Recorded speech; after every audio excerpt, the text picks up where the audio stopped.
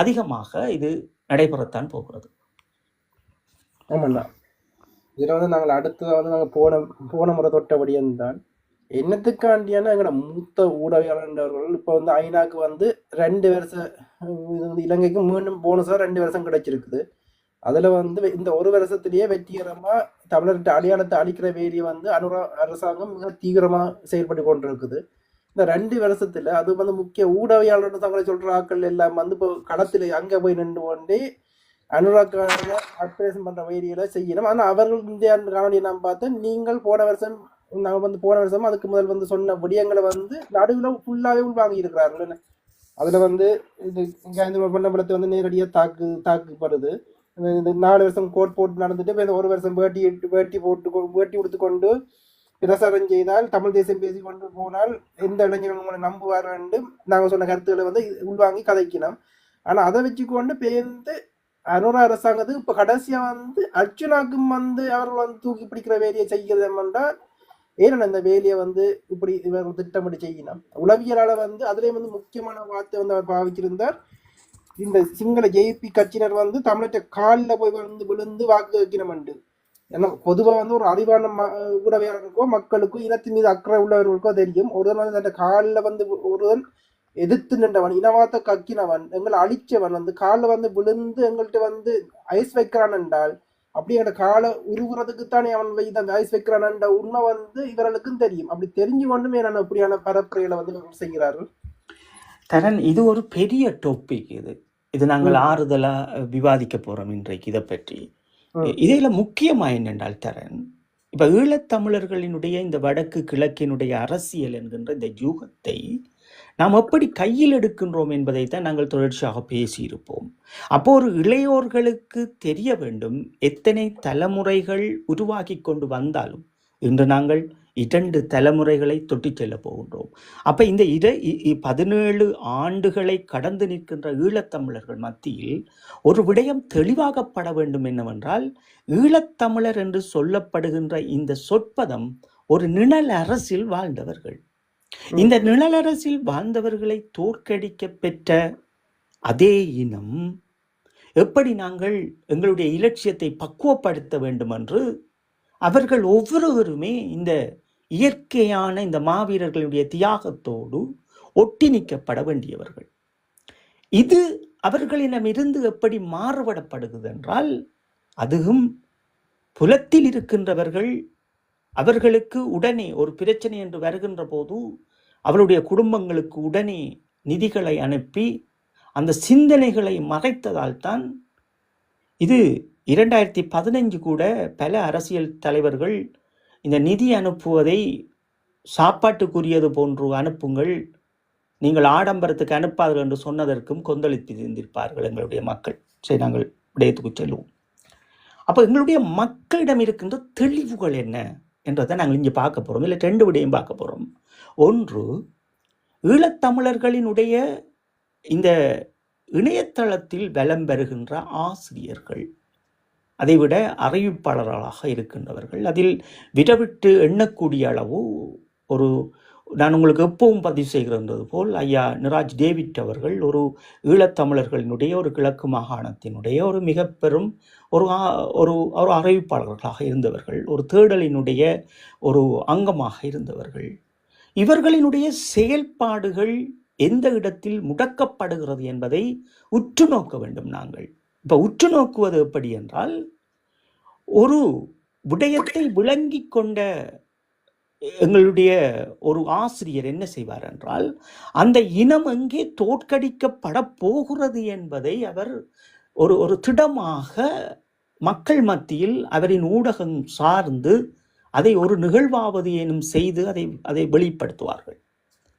இப்போ 24 மணி நேரம் ஈழத்தமிழர்களுக்காக அந்த ஊடகவியலாளர் நிற்காமல் விட்டாலும் ஒரு அரமணித்தியால மேனில் இந்த இளம் சமூகத்தை நான் கட்டமைக்க வேண்டும், எனது கடமை இது என்று சொல்லிக்கொண்டு நிற்பார்கள்.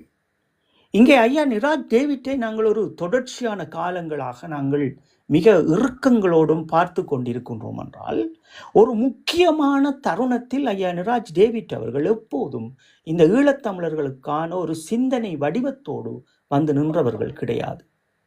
அப்ப இவர்கள் எல்லாம் இன்று இதுக்கு முதல் தயார் செய்யப்பட வேண்டிய எங்களுடைய மக்களை எந்த இடத்தில் இவர்கள் தயார் செய்திருக்கிறார்கள் என்று பார்க்கின்றோம். அப்ப இன்று அவர் தயார் செய்வது போன்று ஒரு உளவியல் மாண்பினை அங்கே திணிக்கின்றார். அப்ப அவர் என்ன திணிக்க சொல்ல வருகின்றார் என்றால், ஒரு புறம் இன்று இந்த அனுரா அலை ஊடுருவ பெற்றிருக்கிறது என்று சொல்லிக்கொண்டு இந்த இளையோர்கள் மத்தியில் ஒரு அரசியல் புரிதல் இல்லாத அந்த தத்துவ காயையும் கொண்டு வந்து அங்கே வீசி விடுகின்றார். இது சில வேளை இளையோர் மத்தியில் எல்லோரும் போய் சென்று விட்டார்கள், நாங்களும் போகப் போகின்றோம் என்று இந்த 2 ஆண்டுகள் யுத்தியாக கூட இது இருக்கலாம். அனுராவினுடைய போனஸ் கொடுக்க பெற்றிருக்கிற இலங்கை இந்தியாவினுடைய அனுசரணையோடு இந்த போரை நடத்தி முடித்திய நாடுகளோடு ஐக்கிய நாடுகள் சபைகளினுடைய மனித உரிமை பேரவையில் அமர்ந்திருக்கின்ற 47 நாடுகளுக்குள் உள்ளிருக்கின்ற கருப்பாடுகளோடு இவருக்கு போனஸ் கொடுக்க பெற்றிருக்கிறது இன்றைய அரசாங்கத்திற்கு. அப்ப ஐயா நிராஜ் டேவிட் அவர்கள் இந்த காணொளியை தயார் செய்கின்ற போது இதே ஒரு அரசியல் புரிதல் இல்லாத ஒரு இளையோர் மத்தியில் அந்த வடிவம் அது எப்படி இருக்க வேண்டும் என்று அதை அவர் தயார் செய்திருக்க வேண்டும். இதுதான் இங்கே முக்கியத்துவம் பெற வேண்டியது. அப்ப எல்லாத்தையும் நாங்கள் சொல்ல வருகின்றோம் என்று சொல்லுகின்றதால் அனுரா அலைக்குள் எம்மவர்கள் சிக்குண்டார்கள் என்கின்ற விடயங்களை கொண்டு வந்து வைக்கின்ற போதும் ஒரு ஈழத்தமிழனினுடைய அடிப்படை வாழ்வியலையும் அதுக்கு கொண்டு வந்து சிக்கப்பட வைக்கின்ற போதும் தான் இந்த மூத்த அறிவிப்பாளர்களும் இணையதளத்தில் ஒரு பெரும் ஆசிரியர்களாக இருக்கிறவர்களும் தடம் விட்டு செல்லுகின்றார்கள் என்பதை நாங்கள் தொடர்ச்சியாக பதிவிட்டு கொண்டிருப்போம். இதுக்கு ஒரு முறை இருக்கிறது. இந்த காணொளியை செய்கின்ற போது அது அனுரா அலையை ஊக்குவிக்கின்ற அளவு இளைஞர் மத்தியில் சென்று விடக்கூடாது. இதுதான் இங்கே உண்மை.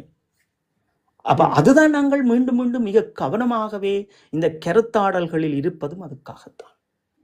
இதைவிட நீங்கள் முக்கியமாக பாருங்கள், இதே போன்றுதான் தமிழர்களினுடைய இன்றைய இந்த வடிவம் என்பது இதுதான். இப்ப மேதகு அவர்களினுடைய காலத்தில் ஒரு வடிவம் இருக்கும். அந்த வடிவம் என்னவென்றால், ஈழத்தமிழர் வடக்கு கிழக்கை பூர்வீகமாக கொண்ட ஈழத்தமிழர் என்றுதான் எல்லா அவர்களினுடைய ஏடுகளாக இருந்தாலும் சரி, அல்லது வெளியுலகத்தினுடைய பேச்சுவார்த்தைகளாக இருந்தாலும் சரி, வடக்கு கிழக்கின் பூர்வீகத்தை அடையாளப்படுத்தி ஈழம் என்கின்ற சொல்பதத்தோடு வலம் வந்திருப்பார்கள். அதுதான் அந்த நிழல் அரசு. ஆனால் இங்கே பாருங்கள், உங்களுக்கு நான் இதையும் குறிப்பிடுகின்றேன், தேவசை இந்த கருத்தரங்களோடு இணைந்திருங்கள். 2017 ஆண்டு 7ஆம் மாதம் 7ஆம் தேதியாக இருக்க வேண்டும்.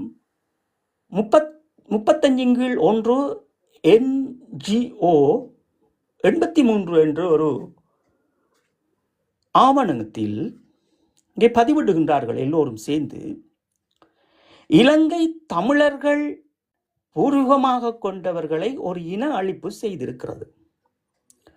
இதற்குள் ஐயா எங்களுடைய மரியாதைக்குரிய நீதியரசர் அவர்களும் ஒரு வடிவத்தை கொடுத்திருப்பார். எல்லோருக்கும் இந்த இன அழிப்பு நடந்த விடயங்களையும் சுட்டி காட்டியிருப்பார். அதுவும் அங்கே செறிவி வைத்திருக்கின்றார்கள். இதில் அவர்கள் என்ன சொல்லுகின்றார்கள் என்றால், இலங்கை தமிழர்களை இன அழிப்பு செய்தது இலங்கை அரசாங்கம்.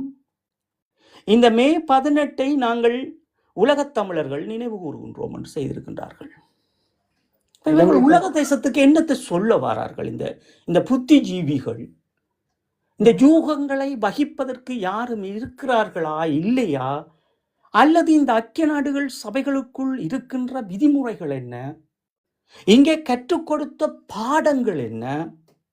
இந்த ஐயா நிராஜ் டேவிட் போன்றவர்களினுடைய தகமை என்ன என்பதையே இங்கே நிராஜ் டேவிட் ஐயா கூட மறந்து நிற்கின்றார். எங்களை பொறுத்தளவில் நாங்கள் அவரை ஒரு ஊடகவியலாளர் எங்களுடைய அடையாளமாக பார்த்தவர்கள். அதான் இந்த மனங்களில் இருக்கின்ற வேதனைகள். அதே போன்றுதான் ஐக்கிய நாடுகள் சபைகளுக்குள் நின்ற இத்தனை அது பெரும் சட்டத்தரணிகளாக இருந்தாலும் சரி, அறிவார்ந்தவர்களாக இருந்தாலும் சரி, நாங்கள் பார்ப்பது இங்கே இது எப்படி பரிவர்த்தனை செய்திருக்க வேண்டும் என்றால், இவர்கள் அந்த அறிக்கையில் புள்ளாக நிறைய விஷயங்கள் கொண்டு வந்திருக்கின்றார்கள். ஆனால் ஒரு வெளிநாட்டவர் இந்த அறிக்கையை பார்க்கின்ற போது இந்த அறிக்கையிலேயே எம்மவர்கள் எல்லோரும் சேர்ந்து, இது என்ஜிஓக்களால் போகப்பட்டதா, NGO 83 நம்பர் போட்டு வந்திருக்கிறது. இது அவர்களால் தயார் செய்யப்பட்ட எம்மை சார்ந்தவர்களால் தயார் செய்யப்பட்டபடியாகத்தான் அதை சுட்டி காட்டியிருப்பினும். அப்ப இது அவர்கள் என்ன கேட்கிறார்கள் ஐக்கிய நாடுகள் சபைகள்கிட்ட என்றால், நாங்கள் இலங்கை தமிழர், எங்களை நீங்கள் இனவழிப்பு செய்திருக்கிறீர்கள், இந்த அரசாங்கத்தை தண்டியுங்கள் என்ற ஒரு பதாகத்தை கொண்டு வந்திருக்கிறார், நாங்கள் இதை நினைவு கூறுகின்றோம், மே 18 என்பதையும் கொண்டு வந்திருப்பார்கள். ஆனால் உண்மையிலே இது எப்படி வந்திருக்க வேண்டும் என்றால், இந்த தமிழீழ விடுதலை புலிகளின் காலங்களில் எப்படி இது வந்திருக்கும் என்றால், இலங்கையின் வடக்கு கிழக்கை பூர்வமாக கொண்ட ஈழத்தமிழர்களை இலங்கை அரசாங்கமானது 1948, 1958, 1962, 1974, 1977, 1978, 1981, 1983, 2009 இதுவரை ஒரு இன அழிப்பை செய்திருக்கின்றார்கள். மே 18 இதை எழுச்சி நாளாக, நினைவு நாளாக நாங்கள் பிரகடனம் செய்கின்றோம் உலகத் தமிழர்கள் என்று பதிவிட்டிருப்பார்கள். இந்த தொனிப்பொருள் உங்களுக்கு எப்படி இருக்க போகுது? அறிக்கை பார்க்கும்போது இலங்கையில வாழ்ற இலங்கையில் அங்கேயும் நீங்கள் பூர்வமாக தனித்துவமாக ஈழத்தமிழர்களை காட்டி, இங்கேயும் உலகத்தில் எமக்காக ஒரு தமிழ் மொழியை பேசுகின்றோம் என்ற பதாதத்தை காட்டும் போதுதான் உலக தேசத்துக்கு உளவியலான இந்த காய் நகர்த்தலை செய்ய முடியும். அப்ப இப்படித்தான் எங்களுடைய இனம் என்று வாழ்கிறது. ஒரு யூகம் வகிக்க மாட்டார்கள். நாங்கள் ஏதும் சொன்னால் அவர்களுக்கு நாங்கள் எதிரி. தமிழ் தேசியம் என்பது என்னவென்றே புரியாது. ஓடிப்போய் எங்கே நின்று கொண்டு யாரையோ யாரோடு இணைப்பார்கள். யாரோ ஒருவர் வந்தார், அவரை நம்பி எங்களுடைய தேசத்தினுடைய அரசியல் கெட்டவரையே அப்படியே அறத்தெறிவார்கள். இந்த சமூகத்திற்கு நாங்கள் எந்த விதத்தில் சொல்ல போகின்றோம் என்ற வலிகளோடு தான் நாங்கள் நிற்கின்றோம். அப்ப ஐக்கிய நாடுகள் சபைகளுக்கு ஒரு பொறிமுறையை கொடுக்கின்ற போது ஐயா நிராஜ் டேவிட் போன்றவர்கள் இந்த பொறிமுறைகள் இத்தனையும் பெறப்பட்டு, அவர் வந்த காலங்கள் அத்தனையும் வெளிநாட்டில் இருந்தவர். ஒரு ஊடகவியலாளரினுடைய தத்துவங்களும் அவருடைய கடப்பாடும் என்ன? தன்னுடைய அடுத்த தலைமுறையை காப்பாற்றுவது பேனாவால். இல்லாட்டி எதற்கு இந்த அடையாளம்? என்னை பொறுத்தளவில், கதிராகிய என்னை பொறுத்தளவில், நான் நிராஜ் டேவிட் ஐயா அவர்களை நான் அப்படித்தான் பார்ப்பேன். ஒரு எழுத்தாளன், ஒரு அறிவிப்பாளர் என்று சொன்னால் அப்படிதான். ஏன்னா எங்களுடைய தமிழீழ இசைக்குழுவில் மட்டக்களப் மாவட்டத்தை சேர்ந்த ஒரு லோரன்ஸ் என்ற ஒரு அறிவிப்பாளர் இருந்தவர். அவருக்கு ஒரு கையிலும் வெடி அவருக்கு இயலாது. அவர் ஒரு சிறந்த அறிவிப்பாளர். ஆனால் ஒரு விடயத்தை மைக் பிடித்தார் என்றால், எங்களுடைய அந்த போராட்ட மாவீர பாடல்கள், அந்த வரலாற்றை அவ்வளவு அழகாக இதயத்தில் குத்துகின்ற போர் செய்வார். இப்படி வரலாறு இருந்தது. அப்ப இங்கதான் தரன், இந்த விடயங்களை நீங்கள் ஒத்து பாருங்கள். எங்கட சமூகத்திற்கு நீ நான் என்ற வேதங்களை பேசுவதற்குத்தான் நேரம் இருக்கே தவிர, நாங்கள் இந்த யுகத்தை எப்படி வகிக்க வேண்டும், இது நீங்கள் இப்படித்தான் செய்ய வேண்டும் என்று சொல்லுவதற்கு இங்கே யாரும் அல்ல. அவரவர்களுக்கு வந்தது போல் அவர்கள் ஒரு அறிக்கையை தயாரிப்பது, அவரவர்களுக்கு வந்தது போல் அவரவர்கள் ஊடகங்களில் பதிவிடுவது. அப்போ உங்களுக்கு தெரியும், ஒரு ஈழத்தமிழனினுடைய ஒரு உறுப்பு என்பது எங்கே போகப்பட்டது என்பதை நாங்கள் அந்த காலமே இதை வெளிப்படுத்தியிருப்போம். ஆனால் அதை எம்மவர்கள் கடந்து சென்றார்கள். ஆனால் இன்று அதை வெளியில் கொண்டு வரார்கள். கொண்டு வரட்டும், பிரச்சனை இல்லை. ஆனால் நாங்கள் என்ன பார்க்கின்றோம் என்றால் தரன், இந்த கருத்தரங்குகளில் மக்கள் தங்களை தயார்படுத்துங்கள். நீங்கள் நினைக்கின்ற உலகம் இது கிடையாது. இங்கே யூகங்கள் இருக்கிறது. ஒரு அரசியல் ரீதியான ஒரு யூகம் இருக்கிறது. ஒரு ஐக்கிய நாடுகள் சபைகளுக்குள் நாங்கள் கொடுக்கப்படுகின்ற ஒரு யூகங்களாக இருக்கிறது. இப்ப நாங்கள் அப்படித்தான் கொடுத்திருக்கிறோம். எப்படி என்றால், இலங்கை வடக்கு கிழக்கை பூர்வீகமாக தாயமாக கொன்ற ஈழத்தமிழர்களாகிய நான் டேஷ் டேஷ் என்னுடைய பெயரெல்லாம் போட்டு, இத்தனையாம் ஆண்டு காலங்களில் இருந்து இந்த இலங்கையினுடைய அரசினாலும் ஒரு இன அழிப்பை மேற்கொண்ட வடுக்களினாலும் இந்த போராட்டங்களோடு இணைந்து எம்மை நாம் பங்கு கொண்டு இறுதி வரை களமாடி இருக்கின்றோம், ஒரு போரை நிகழ்த்தி முடித்திருக்கிறது என்கின்ற ஒரு கூற்றுப்படி வைத்திருக்கின்றோம்.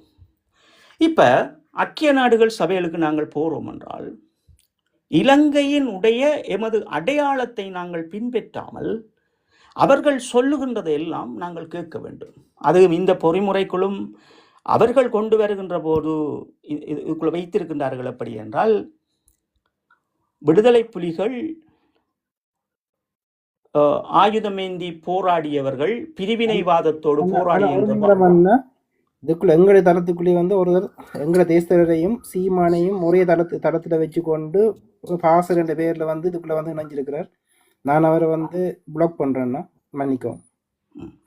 அப்ப இதில் என்னென்றால் எங்களுக்கு ஒரு விடயம் தெளிவாக தெரிகிறது தரன், நாங்கள் யூகங்களை வகிக்க வேண்டும். இந்த யூகங்கள் தான் எங்களினுடைய மாவீரர்களுடைய இலட்சியங்களை காப்பாற்றும். அப்போ நாங்கள் இன்று அதைத்தான் பார்க்கக்குள்ள எங்களுக்கு ஒன்று மட்டும் விதை என்றால், சில பிள்ளைகள் யார் என்று அவர்களை எங்களுக்கு அறியாமல் இருந்தாலும், ஒரு சில இடங்களில் அவர்களை நாங்கள் அறிந்தாலும், ஆனால் ஒரு ஈழத்தமிழனாக தங்களை அடையாளப்படுத்தி ஊடகங்களில் தொடர்ச்சியாக பேசுகின்றார்கள். இதுதான் மாவீரர்களுக்கு நாங்கள் கொடுக்கின்ற மகுடமாக இருக்க போகிறது. அப்ப நாங்கள் யூகம் வகிக்க வேண்டும். ஒரு அறிக்கை ஐக்கிய நாடுகள் சபைகளுக்குள் நாங்கள் திணிக்கின்ற போது, அங்கே அனுப்புகின்ற போது எம்முடைய அடையாளம் இருக்க வேண்டும்.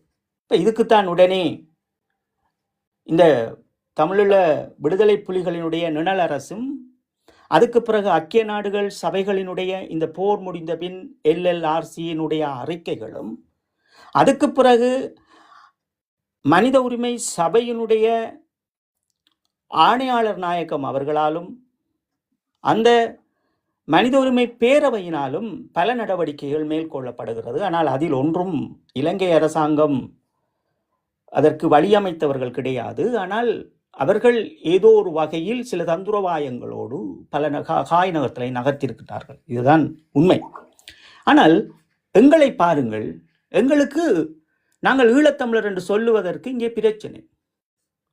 உங்களுக்கு தெரியும் என்னென்றால், இந்த போராட்டத்தினுடைய சில தொனி பொருள்களும் எங்களினுடைய தேசிய தலைவர் கற்றுக்கொண்ட பாடத்தையும் இந்த மக்கள் எங்கே சிதறடித்திருக்கிறார்கள் என்று பார்ப்போம்.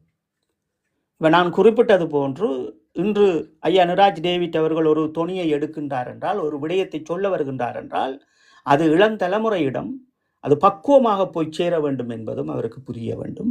அதே போன்றுதான் ஐக்கிய நாடுகள் சபைகளுக்குள் அறிக்கைகளை சமர்ப்பிக்கின்ற போது இலங்கையின் வடக்கு கிழக்கு பூர்வீகம் என்ற சொற்பதமும் ஈழத்தமிழர் என்ற சொற்பதமும் வர வேண்டுமே தவிர இலங்கை என்ற பதம் வரக்கூடாது. அப்ப இதெல்லாம் இந்த விசாரணைகள் தொடர்ச்சியாக நடந்து கொண்டிருக்கக்குள்ளதான் இந்தியாவிடம் எங்களுடைய நிழல் அரசை பற்றியும் சில விடயங்களை பற்றியும் அவர்கள் கொண்டு வருகின்ற போதும், இந்த சிலை பொறிமுறையை கொண்டு வருகின்ற போதும்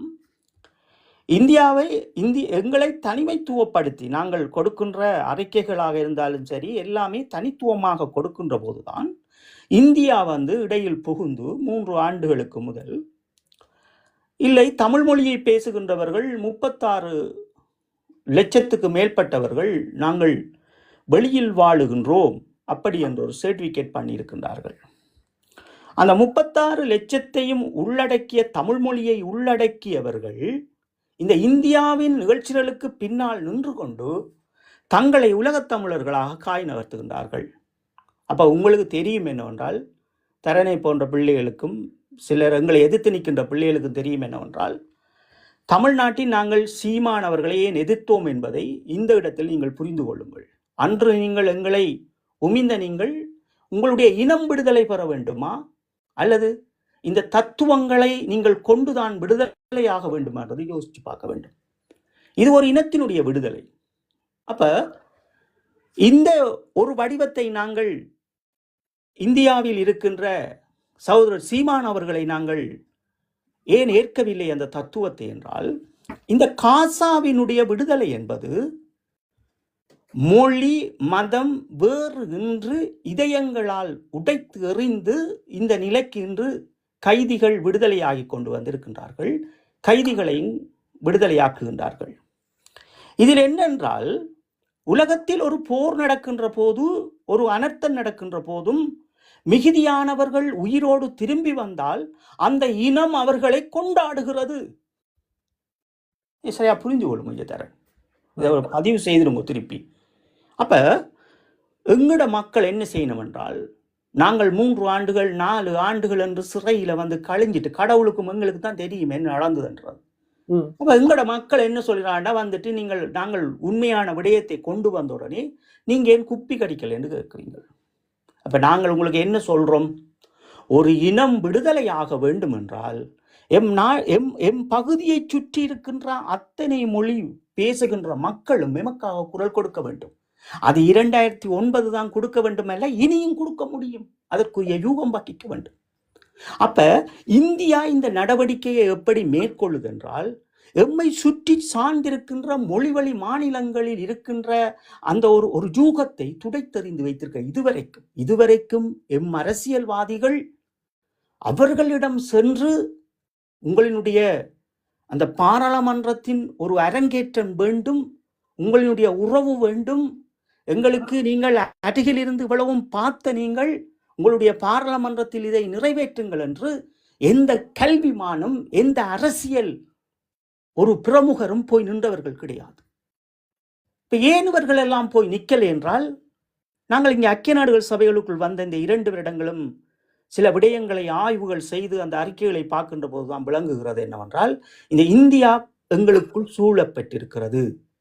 அப்ப அதனால் சீமான் அவர்களை கொண்டு வந்து வைத்து மொழிவழி மாநிலங்களாக எம்மை செல்லாதபடி எம்மை எதிர்ப்பதாகத்தான் அங்கு தேசிய தலைவருடைய படத்தை வைத்துக் கொண்டு எதிர்த்தார்கள். இதுல என்ன வந்து ஒரு முக்கியமான கேள்வி என்ன, இப்ப வந்து எங்களுக்கு வந்து உலகத்துல இருக்கிற எல்லாட்ட ஆதரவும் வந்து எங்கட நீதியான நேர்மையான கோரிக்கை அதை வந்து உலக மக்கள் மனச்சாட்சியை தொடரணும் என்றால் எங்களுக்கு அனைத்து மக்கள் ஆதரவும் தேவை. அதுல குறிப்பா வந்து தமிழ்நாட்டுல பக்கத்துல இருக்க தெலுங்கு, கன்னடா, மலையாளம் அப்படி என்று இந்தியா ஃபுல்லா இருக்கிற மக்கள் ஆதரவும் தேவை, உலகத்துல இருக்கிற மக்கள் ஆதரவும் தேவை. அப்படி இருக்கும் போது ஒரு தடவை அதுக்குள்ள இந்த எப்படி நான் இதை பாக்குறேன்னா, சீமானவர் அதுக்குள்ள காய் நகர்த்தி இந்த இவரை வந்து எங்கட முகமா இந்த இந்தியா வந்து இவரை வந்து எங்கட முகமாவை காட்டுதானே பிம்பமா வந்து இந்தியா உலகத்துல வேற வந்து எங்கட முகமா காட்டி வந்து மற்ற மாகாண மக்கள் வந்து அடிக்கும் போது அவர்கள் வந்து எங்களுக்கு எதிரி ஆகிறார்கள். ஆட்டோமேட்டிக்காவே வந்து இவர் விடுதலை புலிகள் முகமா வந்து அங்க காட்டுறபடியால் அங்க இருக்கிற மக்களின் ஆதரவை வந்து நாங்க இழக்கிறோம். என்ன அதே மாதிரித்தான் இப்போ வந்து விஜய் என்ற வரும் போதும் வந்து அதே மாதிரி இவர்கள் வந்து எங்கட முகமா காட்டி வந்து எதிர்த்து கொண்டிருக்கிறோம். என்ன இந்த இதுதான் நீங்க சொன்ன விடயமா இருக்குதானே? கண்டிப்பா தரேன். அப்ப இதுல நாங்கள் என்னத்தை புரிஞ்சு கொள்ளணும் என்றால், யூகம் வகிக்க வேண்டும். எங்களுடைய இனத்தினுடைய விடுதலை நாங்கள் தனியொரு மனிதருக்காக போய் சுருங்கப்பட்டுடக்கூடாது. அதற்காகத்தான் நாங்கள் கிட்டத்தட்ட இத்தனை ஆண்டுகளும் இந்த பிரச்சாரத்தை செய்திருப்போம். இவர்களுக்கு புரியாது. இவர்கள் என்னவென்றால் தமிழ் தேசியம் பேசுறது என்று சொல்லிக்கொண்டு அப்படியே நிற்பார்கள். எப்படி விடுதலையாக வேண்டும் என்கின்ற யூகங்களை இவர்கள் வகிக்க மாட்டார்கள். அப்ப இதில் நாங்கள் பார்ப்பது என்னவென்றால் தரன், இலங்கையை பூர்வீகமாக வடக்கு கிழக்கை கொண்டவர்கள் விளங்கிக் கொள்ளுங்கோ. எங்களோட ஒவ்வொரு பதிவுகளும் ஒவ்வொரு ஆவணங்களும் எப்படி இருக்க வேண்டும் என்றால், உலக தேசத்துக்கு இலங்கையில் எங்களுடைய தேசிய தலைவர் அவர்கள் தமிழீழ விடுதலை புலிகளுடைய தலைமைச் செயலகம் பால் எதை நிறைவேற்றினார்களோ, இலங்கையில் வடக்கு கிழக்கை தாயகமாக கொண்ட ஈழத்தமிழர். இதான் எங்களுடைய வரலாறு. இந்த வரலாற்றை யார் தான் தரன் சிதைக்கின்றார்கள்? அப்ப எல்லாரும் இன்றைக்கு பார்த்தீர்கள் என்றால், தங்களை உலக தேசத்தினுடைய ஒரு தமிழராகவும் இந்தியாவில் தனியொரு கட்சியை தமிழ் மக்கள் மத்தியில் மட்டுமே நாங்கள் விடுதலை ஆகுவோம் என்று ஒரு கட்சியை இறுக்கி பிடித்து கொண்டு நிற்பார்கள். அப்ப இவர்களுக்கு நாங்கள் அதைத்தான் அறிவுரை சொல்லுகின்றோம். இவர்கள் எம்மை எதிரியாக பார்க்கின்றார்கள். நாங்கள் இந்த அண்ணா சொன்ன தத்துவங்கள் எல்லாம் எடுத்துக்கொண்டு உலகத்தில் இன்று இருக்கின்ற இந்த மனிதநேய செயற்பாட்டாளர்களும் இந்த நுட்பங்கள், அரசியல் நுட்பங்களை கற்றவர்களிடமும் நாங்கள் இப்படியான விடயங்களை கொண்டு செல்லுகின்ற போதுதான் அவர்கள் சில யூகங்களை எமக்கு புரிய வைப்பார்கள். இவர் என்ன நடந்திருக்கிறது அதை நாங்கள் சொல்றோம். பாருங்கள், நாங்கள் ஒரு அமைப்பு இருக்க வேண்டும். இந்த அமைப்பின் ஊடாக நாங்கள் பல வேலை திட்டங்களை செய்ய வேண்டும். விடுதலைக்குரிய எல்லா வேலை திட்டங்களை நாங்கள் முன்னின்று செய்ய வேண்டும் என்பதை சொல்லியிருப்போம். அதிலும் இன்றைக்கு நீங்கள் ஒரு பகுதியை கேட்டீங்களா உங்களுக்கு தெரியும். இப்போ யாழ்ப்பாணத்தில் இருந்து வந்திருக்கின்ற இந்த விசைச்செடி என்ன சொல்லுது என்றால், தமிழ் மக்களிடம் அவர்கள் சொல்லுகின்றார்கள், ஐக்கிய நாடுகள் சபைகளில் நீங்கள் எதுவும் பெற்றுவிட முடியாது, ஐக்கிய நாடுகள் சபைகளுக்குள் நிற்பவர்களும் உங்களுக்கு எதுவும் செய்துவிட முடியாது, என்னை நம்புங்கள், நான் உங்களுக்கு என்னோடு இணையுங்கள், நான் உங்களுக்கு மெட்ரோ விட்டு தாரேன், பஸ் விட்டு தாரேன் என்று சொல்லுகின்றார். இங்கே என்னென்றால் அப்ப இப்ப நீங்கள் இந்த மக்களினுடைய மிக பெரும் இந்த பிரான்சில் இருக்கின்ற மக்களினுடைய அறிவு எப்படி இருக்கு என்றால், உண்மையில் பாருங்கள், இல்லைண்ணா இதுல நாங்கள் பிரான்ஸ்ல இருந்து மக்கள் ஒட்டுமொத்த மக்கள்னு சொல்லி அவர் பெரிய அறிவிப்பு கொடுத்து ஒரு கூட்டத்தை ஏற்படுத்தி இருந்தார். அதுல 30-40 பேர் தான் அதுக்குள்ள போயிருக்கு. மிச்ச அந்த சின்ன கோல், அந்த கோலுக்குள்ளேயே 30-40 மக்களுக்கு மேல அங்க போயிடு. அந்த எல்லா வீடுகளும் சீட்டுகளும் காலியா இருக்குது. இவ்வளவுதான் இவர் இவ்வளவு பெரிய பிம்பத்தை காட்டிக்கொண்டு இவ்வளவு இதன்று கொண்டு சாவச்சேரியில இவ்வளவு வாக்கு பெற்றேன் என்று சொல்லி பிம்பம் காட்டுறதுக்கு பின்னால இவரால் ஒரு மக்களை இங்க திரட்ட முடியல. அதுக்கு மாறா சோசியல் மீடியா ஃபுல்லா இவரை கழுவி ஊத்தினோம். அது குறிப்பா அவர் ஒரு மொக்க வாங்கி இருப்பார். ஒரு ரயிலுக்குள்ள சைலண்ட் பிளேஸ்ல போய் லைஃப் போர்டு ஒன்று நிக்க அங்கே மக்கள் குழம்பி இவரை இதன்னும் போது அது ஒரு ஜோக்கா சோசியல் மீடியால போட்டு இருந்துச்சு. நம்ம என்ன அப்ப தரன் இதுல பாருங்க என்னன்னா இதுல முக்கியமா இவரை அறிவாளி இதுன்னு சொல்லி நம்ம இல்லோ அடிப்படை அறிவு கூட இல்லாத மனிதர் தான் இவர்ன்றதை இந்த மக்கள் சீக்கிரம் புரிஞ்சு கொள்வாரு. அப்ப தரன் இதுல நீங்க முக்கியமா பாருங்க என்னென்றால், எங்களோட சமூகத்தை நீங்கள் பாருங்க, ஐக்கிய நாடுகள் சபை என்பது தரன் ஒரு ஆயுதம் இல்லாத இனத்தினுடைய கவசம். இப்ப ஈழத்தமிழர்கள் இதை கண்டிப்பா புரிய வேணும். ஏனென்றால் நாங்கள் சிறையில் இருந்த காலங்களில் இருந்து இந்த செஞ்சிலுவை சங்கம் போன்ற ஒரு மிக பெரும் தொண்டு நிறுவனங்களினுடைய செயல்பாடு என்பதும் இந்த மனித உரிமை என்பதும் எங்கள் இந்த பன்னி மண்ணில் போரிட்டு கம்பி வேலிக்குள் அடைக்கப்பட்டவர்களும் சிறை இருந்தவர்கள் வரைக்கும் அவர்களால் முடிந்த அளவு இந்த ரோட்டில் இருந்த பாயிண்டுகளில் இருந்து இந்த நடமாட்டங்கள் குறைக்கும் வரைக்கும் குறைத்திருக்கின்றார்கள். அதில் எந்த மாற்றும் அல்ல. இப்ப ஒரு நிழல் அரசில் வாழ்ந்த ஈழத்தமிழர்களினுடைய பாதுகாப்பு என்பது, அதாவது இலங்கையில் வடக்கு கிழக்கை பூர்வமாக கொண்ட ஈழத்தமிழர்களினுடைய பாதுகாப்பு என்பது ஐக்கிய நாடுகள் சபைகள் என்பதை மேம்படுத்த வேண்டும் என்பதுதான் ஒரு ஆரோக்கியமான சிந்தனையாக ஒவ்வொரு மனிதனுக்கும் இருக்கும். ஏனென்றால் இந்தியாவை பொறுத்தளவில் இந்தியா அரசானது பெண்கள் மீது கையை வைத்து இதே இன அழிப்பை செய்திருக்கிறது. இதே சிறுவர்களை கொண்டு குவித்திருக்கிறது, இதே இளையோர்களை கொண்டு குவித்திருக்கிறது, இதே பெண்களினுடைய மானங்களையும் சூறையாடி இருக்கிறது. அப்ப இலங்கையும் இவர்களும் எமக்கு ஒன்றுதான். அப்ப எமக்கு ஐக்கிய நாடுகள் சபைகளுக்குள் நின்று வேலை செய்கின்ற இந்த அரச சார்பற்ற தொண்டு நிறுவனங்களும் இந்த அரச நிறுவனங்களும் சேர்ந்து இந்த மக்களை பெரும்பான்மை சிங்கள ஆதிக்கத்திடமிருந்து காப்பாற்றுவார்கள், இதை நம்பினார். அப்ப இன்றைக்கு ஒரு மாயை வலை இலங்கையில் பல யுத்திகளோடு நடந்து கொண்டிருக்கிறது. என்னவென்றால், தமிழர்களை ஒற்றுமித்த இலங்கையர்களுக்குள் வாழ பண்ணிவிட வேண்டும் என்றுதான் இந்த விசைச்செடி போன்றவர்களை அனுப்பும் போதே நாங்கள் இதை கிள்ளி எறியுங்கள் என்று சொல்லி இருப்போம். அப்ப அதே போன்றுதான் இங்கேயும் இந்த புலத்தில் இருக்கிற மக்களுக்கு இன்றைக்கு நாங்கள் சொல்லுகின்றோம் என்னவென்றால், இந்த ஐக்கிய நாடுகள் சபைகளை நீங்கள் பயன்படுத்தாமல் ஐக்கிய நாடுகளில் பணியாற்றுகின்றவர்களை அவமானப்படுத்துகின்றதால் இங்கே நீங்கள் ஒரு எதுகுமற்ற ஒரு நிராயுதபாணியாக நிற்கப் போகின்றீர்கள். ஏன் நான் திருப்பி உங்களுக்கு இவ்வளவு காலமும் தொடர்ச்சியாக பார்த்தீங்கன்னா தெரியும், 2 விடயங்கள் நான் உங்களுக்கு தொடர்ச்சியாக சொல்லியிருப்பேன். ஒன்று, புலம்பெயர் தேசத்தில் இருக்கின்ற ஈழத்தமிழரினுடைய மிக பெரும் பலம், அந்த பலத்தை உடைப்பதற்கு பலவீனமாக்குகின்ற நடவடிக்கைகளையும் பேசியிருப்போம். அதே போன்றுதான் இன்றைக்கு ஈழத்தமிழர்களிடம் இருக்கின்ற இந்த ஐக்கிய நாடுகள் சபைகளினுடைய இந்த மனித உரிமை கவுன்சிலிங்கும் இந்த தொண்டு நிறுவனங்களும் எங்களினுடைய இந்த அமைப்புகளும் சேர்ந்து எங்களுடைய இந்த வடக்கு கிழக்கை நாங்கள் சிங்கள மக்களிடம் இருந்து ஓரளவு ஏனும் ஒரு பீதியை ஏற்படுத்துவதற்கு நாங்கள் இங்கே வைத்திருக்க வேண்டும். ஆனால் இந்த அர்ச்சுனா போன்றவர்கள் இது நாங்கள் 1 வருஷத்துக்கு முதலே பதிவிட்டுட்டோம். இன்றைக்கு சாவகச்சேரியில் நடக்கிற இதே ஒரு பொது வேட்பாளருடைய விடயம் ஐக்கிய நாடுகள் சபைகளுக்குள்ளே நடக்கும் என்பதை நாங்கள் சொல்லி வச்சு எடுத்து பாருங்க. நீங்கள் அப்படியே போய் பாருங்க. இது அப்ப இப்படியான விடயங்களை எங்களை மக்கள் முதலில் புரிந்து கொள்ள வேண்டும். முதலில் அரசியல் கருத்தரங்குகளில் இணைந்து கொள்ளுங்கள், உங்களுடைய கேள்விகளை தொடுங்கள். ஐக்கிய நாடுகள் சபைகளை நாங்கள் எப்படி பிரயோத்துவப்படுத்துவது, ஐக்கிய நாடுகள் சபைகளுக்குள் நிற்கின்ற இந்த என்ஜிஓக்களை நாங்கள் எப்படி பயன்படுத்துவது. இப்ப எல்லாரும் இன்றைக்கு வந்துட்டினம் என்னென்றால் தங்களை பெருமிதப்படுத்தணும். ஒருவர் ஒரு வேலையை செய்கிறாரண்டா விட்டுட்டு அடுத்த வேலையை நீங்க உதவியா நில்லுங்க. இது ஏன் நாங்கள் இந்த ஒரு இனத்தினுடைய விடுதலையை தேடி ஓடுற நாங்கள் எதற்கு நீ நான் என்று அடிபடணும்? எங்களினுடைய சிந்தனை என்ன? எங்களுடைய சிந்தனை இலங்கையில் வடக்கு கிழக்கை தாயமாக கொண்ட ஈழத்தமிழர்களினுடைய விடுதலை. இந்த விடுதலைக்கு நாங்கள் எப்படி இருக்க வேண்டும் முதல்? அப்ப நாங்கள் ஒற்றுமை என்று சொல்பது, நீங்க யாரோட நில்லுங்க, நீங்க விஜயோட நில்லுங்கோ, சீமானோட நில்லுங்கோ, இல்ல போய் டிஎம்கேயோட நில்லுங்கோ, இல்ல ரெட்டலையோட நில்லுங்க, இதெல்லாம் எங்களுக்கு தேவையில்லை. எங்களுக்கு தேவை எங்கண்ட விடுதலை. இந்த விடுதலை